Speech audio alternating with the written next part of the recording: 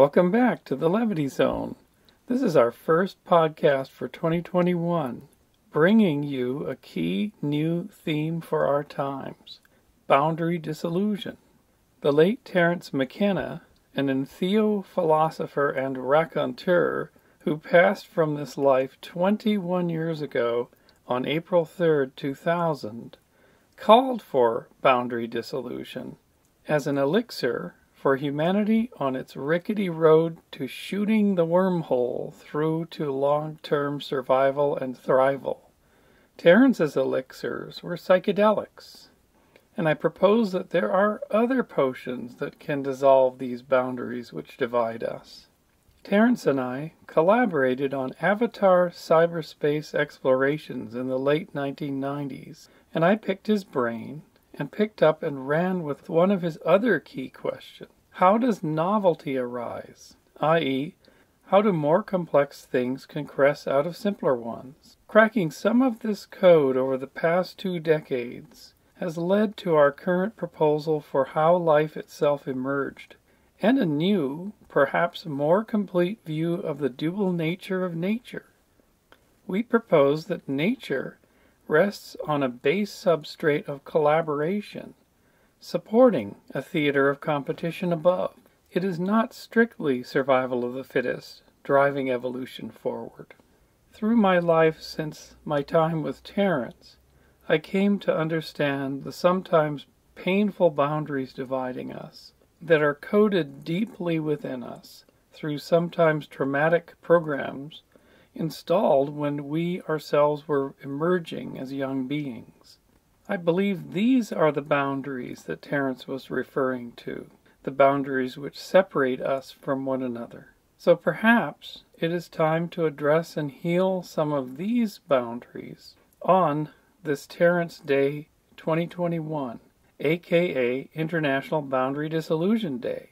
Terence will open the discussion with the topic area of boundaries and their dissolution, and I'll take it another step and give you an update on my new conception of novelty, and then I'll hand it over to you to take it from there. I mean, it truly is, and you will hear me use this phrase over and over again, boundary dissolving. And that's almost, for me, synonymous with freedom. This is what we want to do. We want to dissolve boundaries between the rich and the poor, the feminine and the masculine, the living and the dead.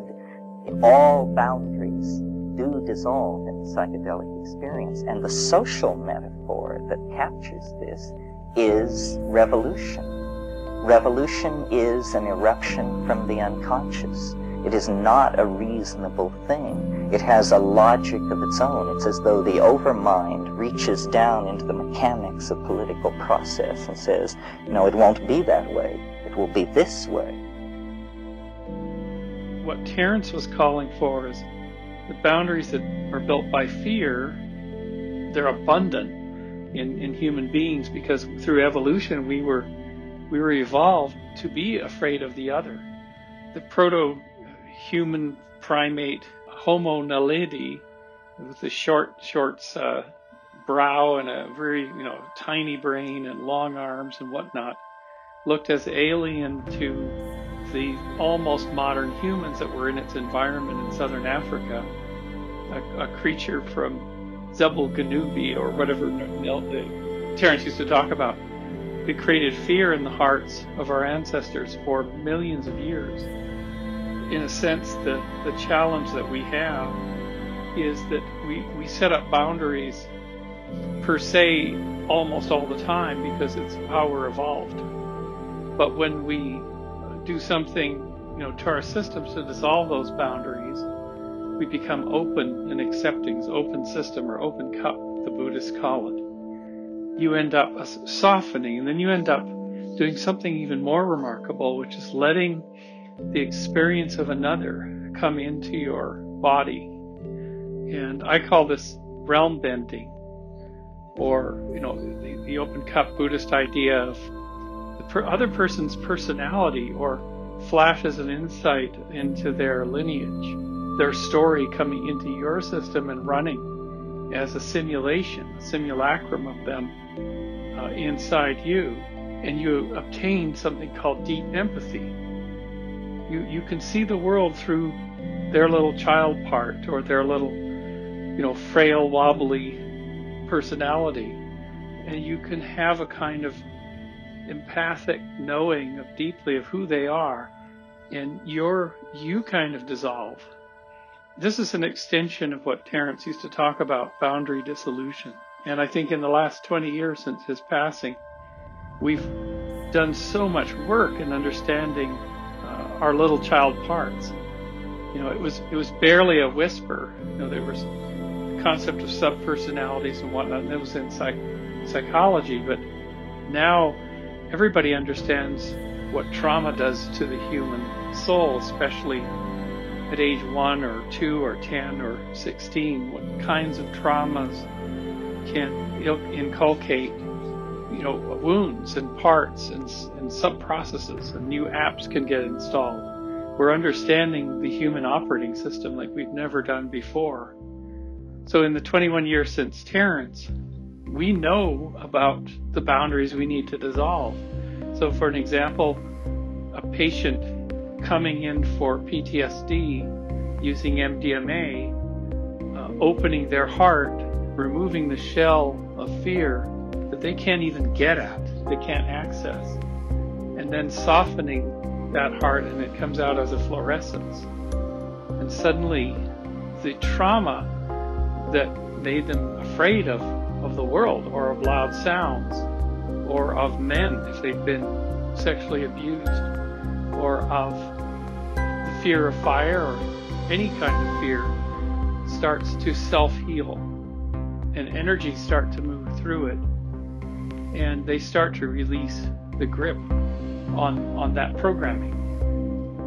What I called Terence Day, which is the day of his passing, April 3rd, 2000, I subtitled it International Boundary Dissolution Day, because that's what he called for, and that is what we are better and better at doing now than we've ever done. We know what the boundaries are. We know ourselves better than we've ever known ourselves. He called for the medicines, sometimes people call psychedelic compounds, psychoactive compounds, as the medicines. I have a different term I love to use. I call them the elixirs, because to call something medicine always implies a condition you're trying to treat, an ailment. An elixir is an exciting, not often used word that is the opening. It can be a medicine, it can be a potion, it can be a dispelling or despelling if you've had a spell cast upon you. But it can also be an opener of the realms to allow tremendous vision, to allow enlightenment, the light entering. An elixir is magic. So I'm putting forth today on Terence Day 2021 this new term, maybe it's the old original term, elixir, to describe the experiences that we crave. We so crave as a species of the transcendent, of the numinous, the luminous, the bilious, through elixirs. We also in this time have the most copious, best studied, purest supplies now coming into medical technology, from which they were cast out during the criminalization of the 60s and 70s. They're on their return through FDA, clinical third stage, breakthrough therapy type of things, at least psilocybin, MDMA, but in other countries, LSD and of course cannabis, the great original root transformer of the psychotic mind. And this is an idea from before, that psychosis was induced by LSD or even by cannabis. It's a real balm for the psychotic state, or the state of fear of everything, and or lack of trust of anything. So I think that's why boundary dissolution matters, and maybe for the 2020s a reinterpretation of what we mean by dissolving boundaries. And then if the boundary between our guarded hearts and our fearful minds and our neighbors is dissolved, we come together as communities. We learn to love all of them.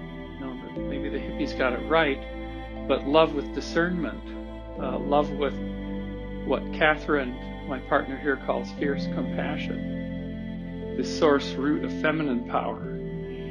We come together and we can remake the world, and we can remake the world rapidly. Terence called for that.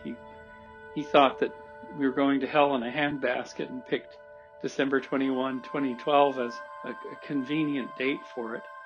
I sat with him in Hawaii in his library, smoking terrible Hawaiian weed, and tried to talk him out of that. But I think he was, properly concerned about humans, that we were going through some kind of point of no return, and that we really need to pull back, pull the handbrake a little bit and slow this mad dash down, which perhaps COVID-19 has done for us.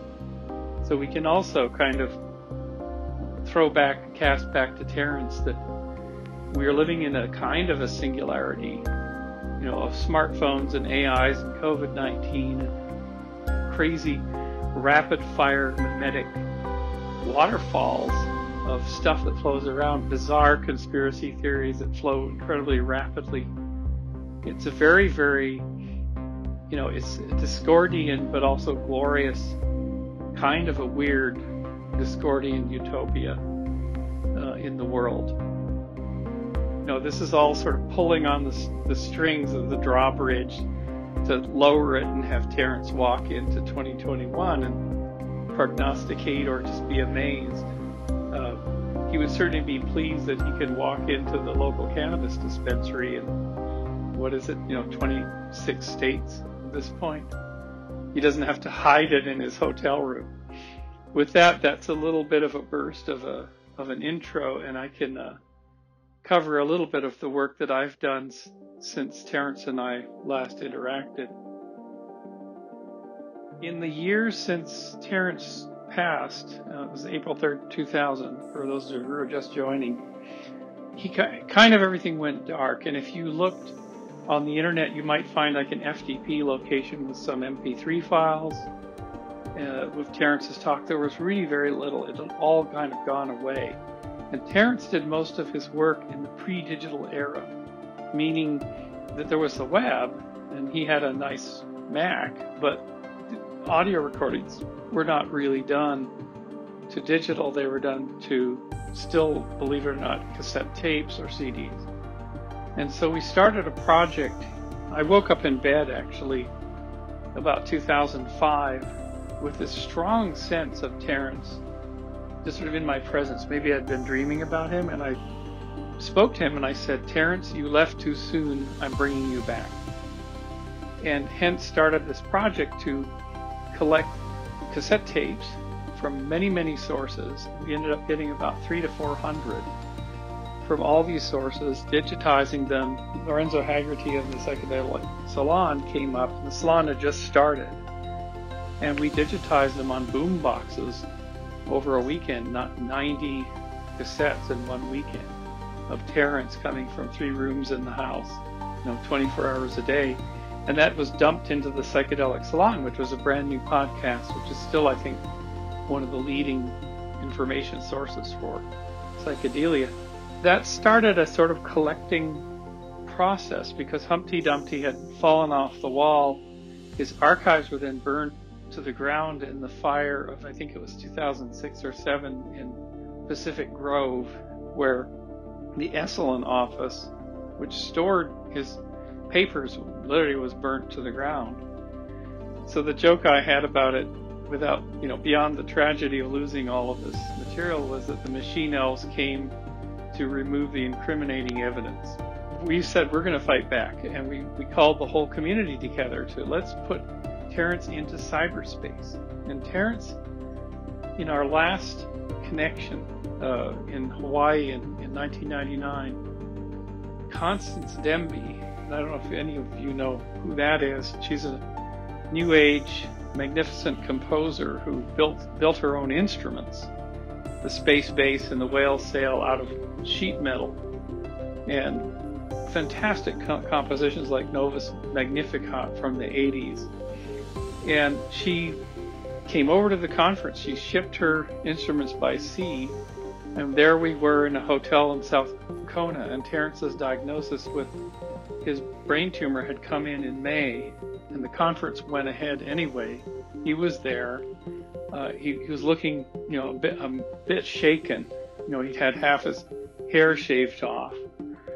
And the prognosis was not good for a glioblastoma multiforme. But he was super present. And Constance played at the end of the meeting. We all presented things. We all heard from Terence. It was quite a group. It included writers and artists and people that had been influenced by the elixirs, that had changed their careers, changed their creative lives.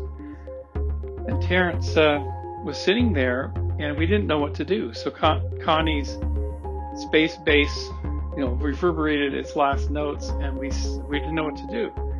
And Terence was sitting there, and we were all in this big room, and we decided to just lay down. Who decided? Maybe it was Ken Symington or Rob Montgomery.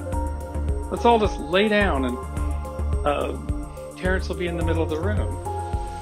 And you can go to sleep, have a nap, you can send him energy, you can say goodbye, say hello, do anything you like to connect with Terence, because we don't know if he's going to be here the next time around. And so as soon as my head hit the floor, I went into what I now call an endo trip. An endogenous, beautiful transmission started. And that endo trip I was on a green virtual plane, and it was like the virtual world, Alpha World, that we had been working with for a couple of years, and that had gotten Terence and I together because he was interested in avatars and virtual worlds, as he should have been, because it was his invisible landscape in cyberspace. But my head bumped into the carpet, and I was suddenly a observer dot on this green plane. As time went by, as the seconds went by, there was a whirring sound. And up from above, my observer camera rendered its way up, looking into the sky, and there was this glistening dot coming down. And as it got closer, it was multi-glistening. It was a bejeweled Fabergé egg. And as it got closer still, there were these curving windscreens on it. And it was some kind of a conveyance, a vehicle. And then it floated down, and next to the seated figure of Terence. Terence was the only figure in this virtual world. Terence looked up. It was floating next to him. He stood up, and he stepped into a plush red rear seat. And an unseen driver, I assume some kind of machine elf, did a click, and off they went. And it just went whir into the azure veil. And I noted that Terence lit up as it was departing. And there's a picture I posted on Facebook of Terence and I in this hotel in Kona next to Robert Venosa. And it's the sort of goodbye photo. Both men died within a year or 2 years. And I told Terence, I said, I'd love to tell you, if you were willing to listen, what I saw in this sort of endo trip. So I told him the story, and he turned to me and he said, the getaway car. That was the last words that we exchanged. We realized we're committing him to cyberspace, and this is a place he can live. And that elvish limousine that was traveling away was taking him somewhere. But we can actually put all the audio and videos, and we can do events like this in Clubhouse to revivify Terence in cyberspace and talk about him and reliven him. And this is what Terence Day is for our own communities and for the next generations. And go over some of his crackpot ideas and some of his solid insights. I received a bundle of papers of his letters from a collector, who's a professional collector. And they're letters from about 15 years of correspondence with Peter Meyer, who wrote the Time Wave Zero code. And I received the original master diskette of that code and tech docs and stuff. And that's because of the fire in Pacific Grove. It's one of the only sort of set of documents that exist. Dennis McKenna, his brother, has the scrawled in tiny handwriting diary from La Chorrera and a number of other things, but there's really virtually no artifactory evidence for Terence. On the other hand, I've got 25 boxes of Timothy Leary's archives here. News clippings, record collection, books, etc. But Terence is it's only what we create of what we've got digitally. So we've committed him to and revivify him in cyberspace. Kind of relevant to our time and my work since that time. Terence had this fascination, and I was mentioned a bit earlier by one of you, the idea of novelty. And he read a number of books on this to inform himself. And the man had like 3,000 books in his home at all times, and he had read all of them. He's a very rare bird in this sense. And one of the books that he read was Whitehead's, Alfred North Whitehead's Process Philosophy, which I've now become very, very fascinated with. Whitehead talks about there are no objects. So this is a mathematician physicist from the 1920s who came up with a radically different philosophy of reality that was informed by the birth of quantum mechanical theory at the time and his contemporaries. It's a fascinating way of looking at the world, that objects concrete out of previous events, and then they are subjectively present in some way, and then they kind of dump their data for the next moment. So even an atom is a thing that is in a stream. It's like a stone or a twig in a stream that's going along, and that everything's connected to everything else. And Whitehead has become, I think he's the philosopher of our age. We're in the network age of this meme stream and continuous interruptions to our patterns of thought, such that our patterns of thought are interruptions. And so Whitehead is fascinating, and Terence used Whitehead's term concrescence into novelty. So this is where you get this wonderful novelty that he would talk about. It came from his fascination with, the time wave of, are there more complex things happening that join with each other to stack and create more complex things? And we had a conversation on this late one night in the late 90s. I got pretty fascinated about it. I was very interested in the question of the origin of life since I was a teenager. And this was one more data.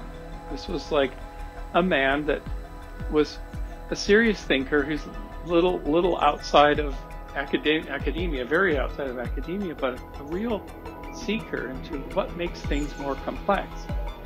6 or 7 years later, when I finally returned to do my PhD work, I chose the theme of what is complexification into novelty, and built an entire simulation engine which ran at UC San Diego for 6 months to try to find the formula for how the universe gets things together and complexifies and doesn't lose those patterns.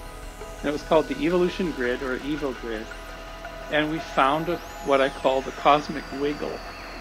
And Terence had this idea of the cosmic giggle, remember? That is so fun to recall that meme. But the cosmic wiggle, in Terence's honor, was the staircase climbing curve where bonds were forming in trillions and trillions of atomistic individual atoms flying around in a simulation engine at UC San Diego, and some form bonds, but not many. But the ones that form bonds are used as a seed for the next simulation round. So you end up, we don't even know the properties that allowed that volume to form bonds, but we just take it, wiggle it around, shake it around, but start with similar conditions, and then we find more bonds form faster and faster, and it's non-linear. And despite the fact that we're throwing a ton of heat in there, we're not breaking those bonds at a rate that would take the system down to what's called equilibrium. And that's how I defended my PhD thesis in 2011, got my PhD, and went on to apply that to the origin of life itself, meeting Dave Deemer at UC Santa Cruz, where I'm now a researcher. In a sense, that conversation with Terence started a bunch of balls and bunch of marbles rolling down a plank, which led to an onrushing effort to say, what is novelty? Can we find a formula for it? That the universe collects things together into more complex things, holds on to them, doesn't let them go, and then the stacking can occur.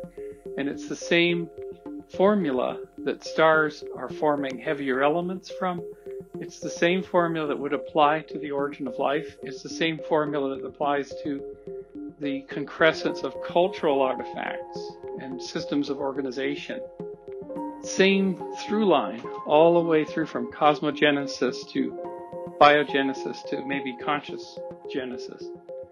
And then on top of all of this, and this is sort of the exciting thing, we found a way to do it chemically.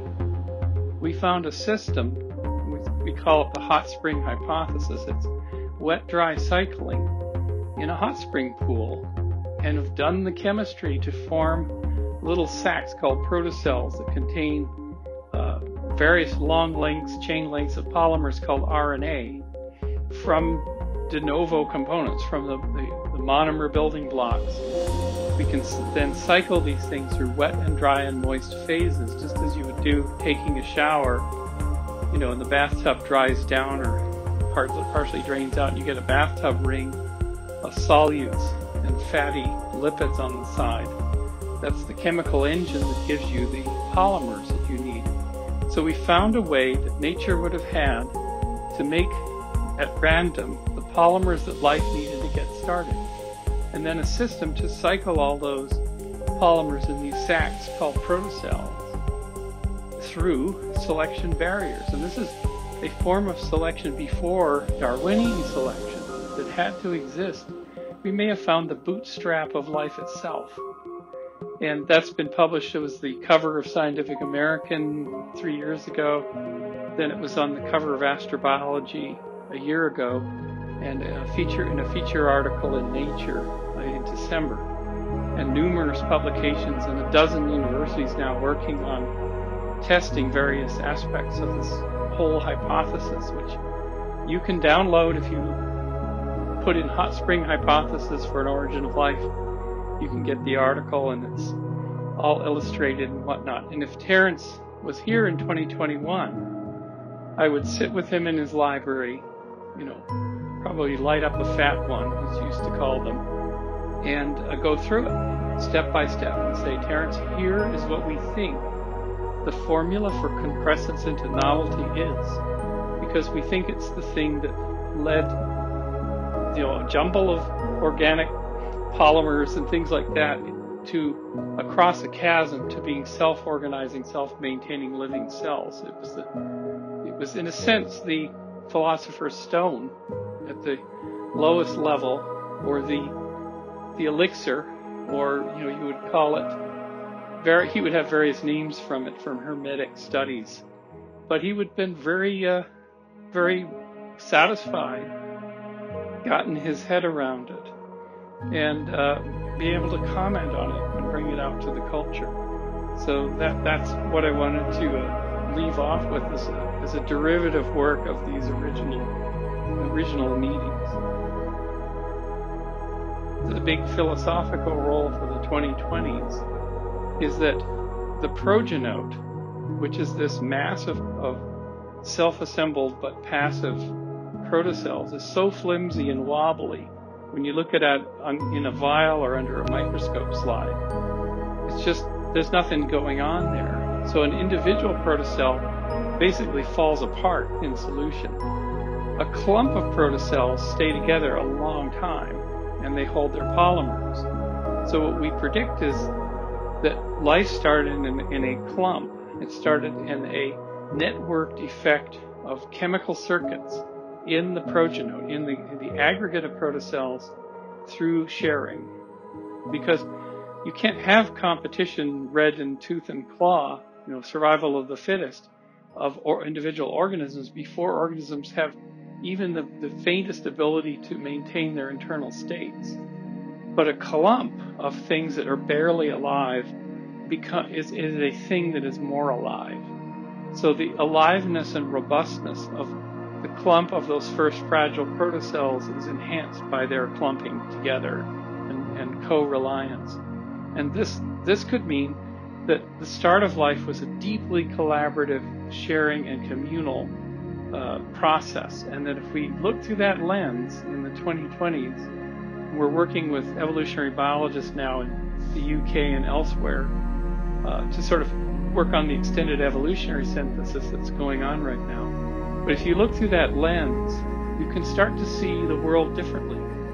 You start to see that instead of the Victorian idea of survival of the fittest, of the beasts on the plains of Africa, that the actual plains of Africa, with mycelial layers and infinite numbers of microbial communities, infinite root reconnections, is collaborative layer upon which the circus or the theater of these Serengeti animals plays out.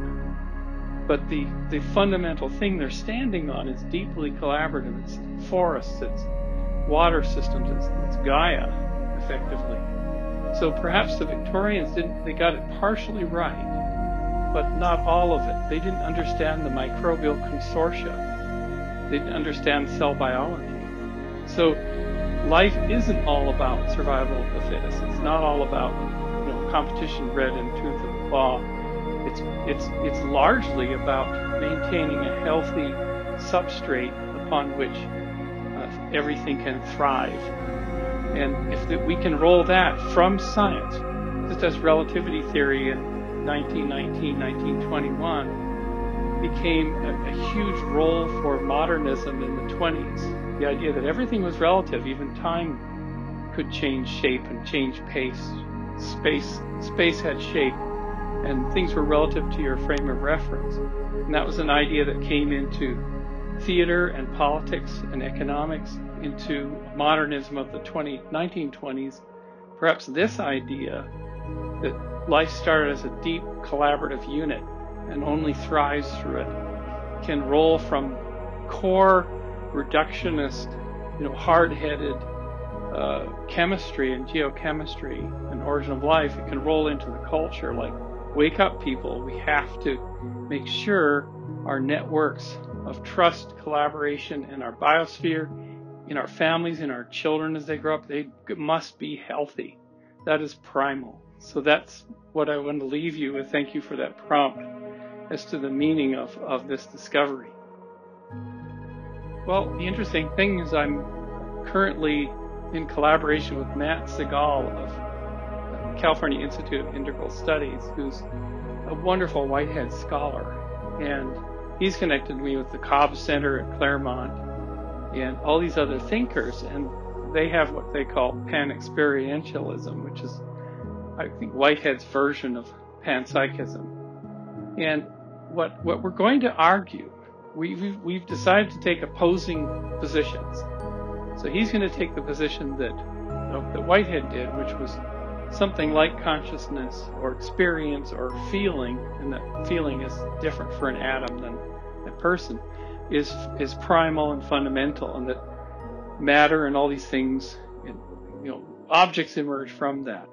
I'm going to take the position that no, it's bolts to the metal. It's from what the universe makes as a machine, as a factory, and then you get the origin of life, and then you get massive networked systems, complexity, and growth into bigger, higher energy using animals, neurons, and you get a very massive interconnected system we call the PIM model, probability, interconnection, and memory, cycling at all scales over 4 billion years, lifting everything to a potential point 4 billion years off normal, And that this alone, this position that we're in, and the sheer amount of shit that's going on, as Terence might say it, is sufficient to explain what we think of as consciousness, numinous experience. Even the psychedelic downloads we get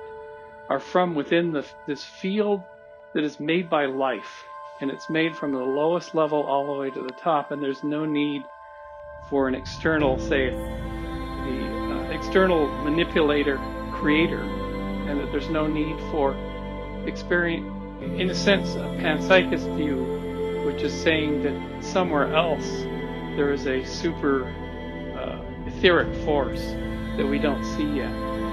And in a sense, I'm going to argue is that it's all around us. It's what we are. We need to look closer at life itself, not take our eyes off the ball, off of the the molecular biology and the planetary systems.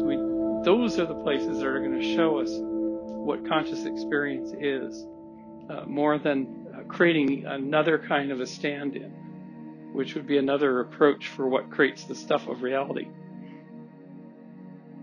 You know, the famous stoned ape theory, and Terence often described this as, it's my best shot at having something, that could have been real or true, and he was very funny about it. I always appreciated the fact that he kind of didn't take himself that seriously on a lot of this stuff, because he knew how fuzzy he was and how far outside of people who do really serious work on how did apes evolve. He's a dilettante, right? He's reading articles in Omni magazine, and he's absorbing everything he can and putting together pictures, but he's not a worker in the field. So he knew, in a sense, about his half-bakedness.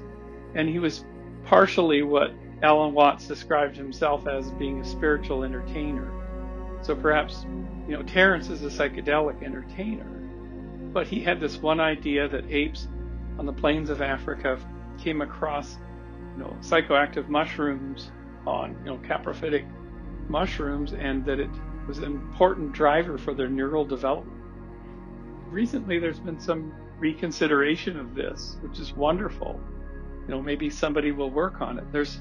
What I've heard that there's really no evidence that these mushrooms existed in the environments where humans evolved. My position on it, after spending time in rainforests, the Amazon, parts of Africa, is that the environment itself, if you're there, the sheer sonic environment, it's a symphony of trillions of insects, millions of amphibians, birds, New World monkeys, Old World monkeys, just never repeats. And that this environment is so information rich. There's so much stuff to watch out for. There's so much interaction at all levels of the body, the nervous system, that it's enough to drive an organism toward complex emergence and cognition. Ardipithecus, which we knew she was walking the forest floor and she had the ability to climb trees and pick fruit, but she was upright. She was not on the savannah.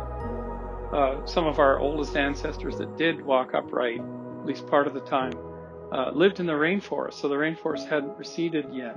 So I think of the rainforest, and then, of course, the savannah is enough to drive all of the evolutionary processes toward cognition, toward language.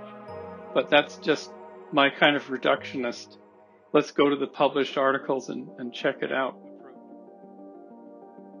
And a little comment on the Eric Davis interview. What's most poignant, we edited your edit of it and put it into the Psychedelic Salon. It's a couple of podcasts in there if people want to find it. What was most poignant about that interview was when Eric asked Terence, what will you think of as your most important contribution as a human to the culture? And Terence's answer was immediate and direct. He said, I think it's the Mushroom Grower's Guide that my brother and I wrote, under pseudonyms. I think that was our biggest contribution. It brought this thing into the culture. It really helped to do that. So that was an interesting comment about Terence and his own legacy. my share of numinous experiences that that blew my mind, that came from some other place. But in a sense, I don't attach to them. I attach to them not as I was just shown something so far outside of human experience that there must be some big, greater, bigger thing. I attach to them of like, okay, that just happened. I'm an engineer at heart. How can I figure out an explanation for what made that happen, what made that movie reel play? And what were the messages in the movie reel? And so I started using that movie reel to solve some of these problems.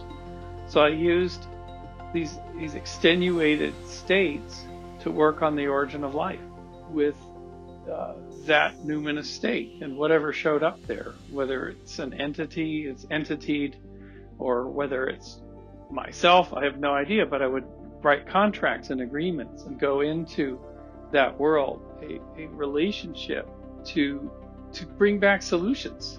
And Terence used to talk about if the machine elves could give us a shiny object that we could bring back to reality and show to the world, we would just blow people's minds. So instead of the shiny object, I've been trying to bring back, and it's been a little bit successful, visions of these basic questions of how did life begin. And I'm not 100%, but partially using the entry into those states. So I'm very much the engineer that wants to figure out the code that is running under there, because if we can figure that code out, we can use those numinous states tremendously powerfully for our future, for our survival, for thriving. If we can learn the code of creating them and of surfing in them, but not otherize them, not really own them, really own the relationship with them. So that's just my philosophy over the whole thing. At the SAND conference in 2017, if you look up Bruce Damer, Science and Non-Duality keynote, or wherever it was Origin of Life and Consciousness. For that crowd, that audience, which would include Donald Hoffman, I held up a rock, a stromatolite from the Pilbara 3 billion years ago that has these layers in it, and that's evidence for life on the old Earth's crust, the Archean crust.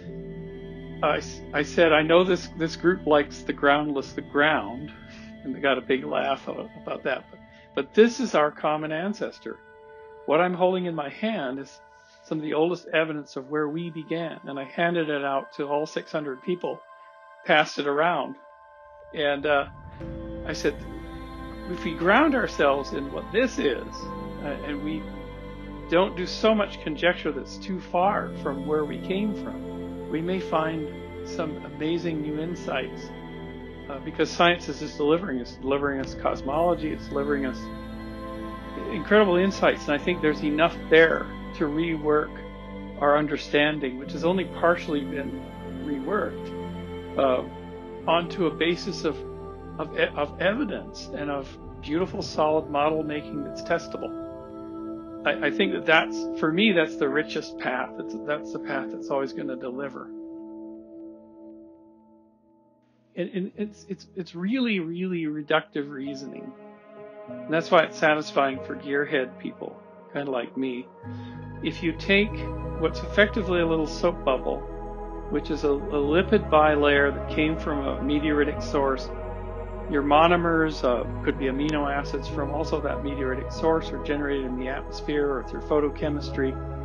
And your monomers of things like nucleic acids and peptides, and you throw it into solution and cycle it, you can get it all together. You can form these little things called protocells through wet-dry cycling. But those things are really flimsy. If you throw them into solution and you stir it up, you're going to burst those little compartments, and nothing's going to happen. But what happens miraculously, unexpectedly, is the little pool that you threw them into dries up during the day, gets them all together in a sludge. They form a unit, an aggregate, and then they even dry down together, and then the synthesis of new polymers can occur. And it is the sludge the ignoble sludge that we perhaps started with, the ignoble sludge. And because together, the power of those protocells together is much greater to remain stable than it is to have them free floating in solution. And so that's a basic fundamental principle that I believe carries through all of life, all the way up to us and human civilization. If we break the bonds of interconnection, if we get isolated into groups, we lower our probabilistic ability to solve problems. And if we start corrupting memory of our culture, we start creating fake news and fake histories and fake elections and whatever we want to create, we break the very system that drives life, that sourced life in the first place, this thing we're calling PIM. We make it weaker and we'll fall. And so the system understanding of incredible codependence and surfing resources and sharing them, which operates at all scales in life, if we deeply grok that, we will survive and we will be able to steward the earth, and we'll be able to actually enter into long-term habitation in space and create more living space for life. Thank you for being such a faithful listener to the Levity Zone. As I took a break in the past year to undergo a complete replatforming of my life, I am now in a new love partnership, in a new home with new life objectives. I am also physically morphing with a growing, graying beard into a 21st century version of Gandalf the Graying, who realms into far reaches of science and philosophy and peers out onto our challenging little Middle-earth from here on the hill at Ancient Oaks. I deeply appreciate your support of this work through my Patreon and in many other ways. This is allowing me to realm even further, and I believe to bring back some profound new insights, science, and even technical solutions to humanity for our future.